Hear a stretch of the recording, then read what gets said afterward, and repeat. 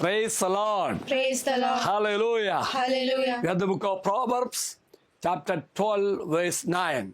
Better is a lovely man who provides for himself than one who pretends to be important but is without bread.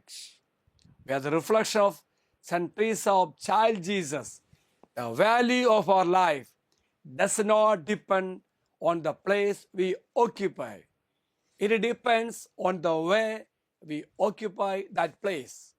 This verse most likely carries the idea that it is better to humble oneself and work as a servant than to be puffed up in pride and act like one that is superior and lack food.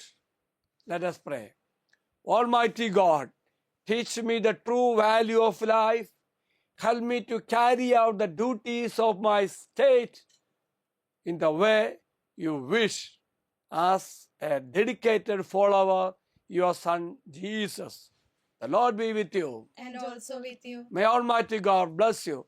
Father, Son, and the Holy Spirit. Amen. Have a great day to everybody. Thank you, Father.